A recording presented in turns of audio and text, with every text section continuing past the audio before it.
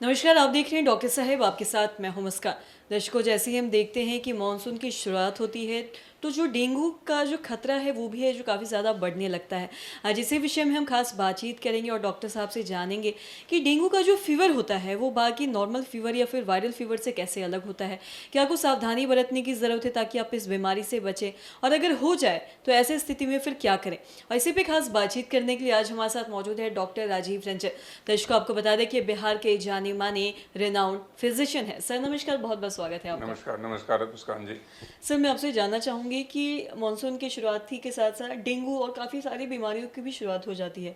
मैं आपसे जानना चाहूँगी, अगर डेंगू की ही हम बात करते हैं तो डेंगू में ऐसा क्या कुछ करें कि आपको डेंगू ना हो, और अगर हो जाए तो क्या करें, ये बताएं।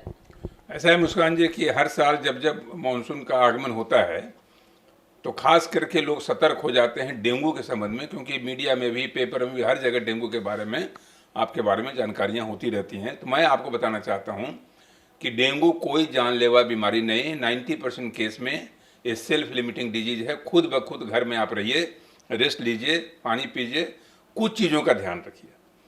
तो क्लासिकल डेंगू जो है वो 90 से 95% केस में खुद ब खुद वो ठीक हो जाता है। कोई एंटीबायोटिक की ज़रूरत नहीं है। मैं बार बार मैं कहता हूँ, कई बार लोग जहाँ बुखार देखे, कोई डेंगू का ही बुखार है, उसमें भी एंटीबायोटिक लोग चलाने की कोशिश करते हैं, ये गलत है।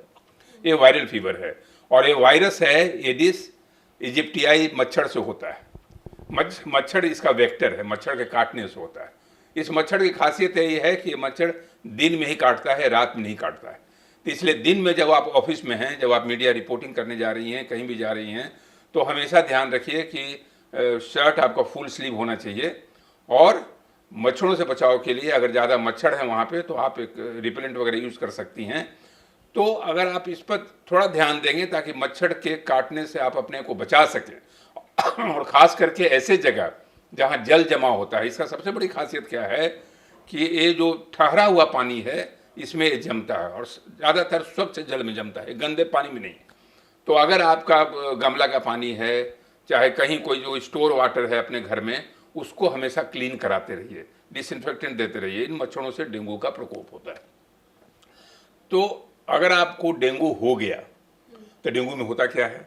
नेचुरली कोई भी वायरल फीवर में आपको सर दर्द होगा, बुखार होगा। बुखार आपको 104 भी हो सकता है, 103 भी हो सकता है, हाई फीवर, बॉडी एक। लेकिन इसमें सबसे जो खासियत होती है उसको कहते हैं रेट्रो ऑर्बिटल पेन, यानी आंखों के पीछे का दर्द।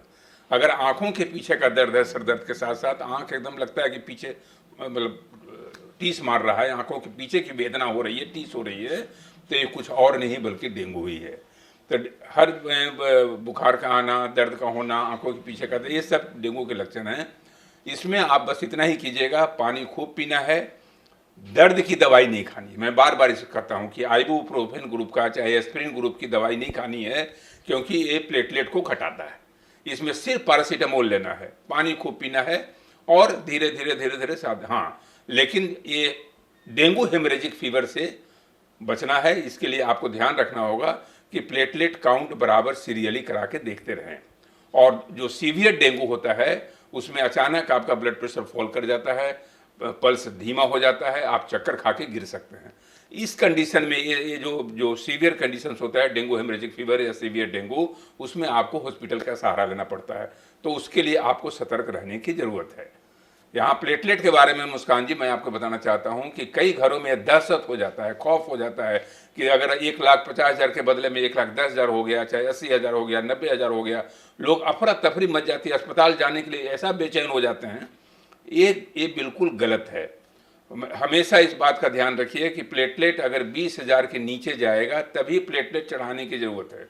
ऊपर में कोई हड़बड़ाने की ज़रूरत नहीं है। जो भी आप खाना खाते हैं, पौष्टिक खाना खाते रहिए, सब कुछ करते रहिए, रेस्ट लेते रहिए, धीरे धीरे धीरे धीरे प्लेटलेट बढ़ जाएगा। हाँ, अगर घट गया और आपको कहीं से चकते चकते दिखाई दे रहे हैं, कहीं से ओवर ब्लीडिंग हो गई, तब आप भर्ती कराइए। और साथ ही सर, मैं आपसे ये भी जानना चाहूँगी कि अक्सर हम देखते हैं कि डेंगू में लोगों को खाने का मन नहीं करता है, और कोई भी चीज़ें अगर दे खाने के लिए तो मन नहीं करता है कि वो चीज़ खाए। और जैसा कि डॉक्टर सलाह भी देते हैं कि आप कोई भी ड्रिंक पिए, जूस पिए, ये सारी चीज़ें पे, तो इस पे आप क्या सलाह देना चाहेंगे? ऐसा है मुस्कान जी कि कोई भी फीवर में आपका सबसे बड़ी बात है, जो वायरल फीवर की जो विशेषता है कि वो आपके एपेटाइट को बिल्कुल ही ख़त्म कर देता है। ये तो मानवीय बात है। तो इसमें ज़्यादा कोशिश करें थोड़ा सा वेजिटेबल सूप वगैरह लेने का, फ्रूट्स लेने का। खाने पीने का नहीं भी भूख है फिर भी आप उसको थोड़ा खाते रहिए। खाते रहने का मतलब कि इसमें गरिष्ठ भोजन मत कीजिए, कोशिश कीजिए कि नॉन वेज से थोड़ा सा परहेज रखिए, और जो खाना पीना है वो प्रोटीन डाइट वगैरह, फ्रूट्स डाइट वगैरह लेते रहिए। बहुत गरिष्ठ भोजन इसमें नहीं करना है। तो रेस्ट के साथ, हल्का खाना के साथ पानी खूब पीते रहिए। मैं हमेशा कहता हूं कि 95% केस में डेंगू आपको सताएगा नहीं। डेंगू के कहर से बिल्कुल आपको निजात मिलती रहेगी, आप प्रसन्न रहेंगे। जी सर, बहुत बहुत शुक्रिया तमाम जानकारी देने के लिए। तो आशा करते हैं दर्शकों कि आप भी ये समझ पाए होंगे कि क्या कुछ ऐसे लक्षण हैं जिससे आप ये समझ सकते हैं कि कहीं ना कहीं आप डेंगू से ग्रसित हो चुके हैं। और अगर आप डेंगू से ग्रसित हो जाते हैं तो इसके बाद आपको क्या कुछ करना है, जैसा कि डॉक्टर साहब ने सारी चीज़ें बताई हैं कि कैसे खाना है, कौन सी दवाइयाँ लेनी हैं, क्या नहीं करना है। तो आशा करते हैं दर्शकों की ये जो तमाम जानकारी है आपके लिए लाभदायक रही हो। तो आज की इस वीडियो में इतना ही। अगर आपने अब तक हमारे चैनल को सब्सक्राइब नहीं किया तो तुरंत कर ले, साथ ही हमारे फेसबुक पेज को लाइक करें। वीडियो देखने के लिए आपका धन्यवाद।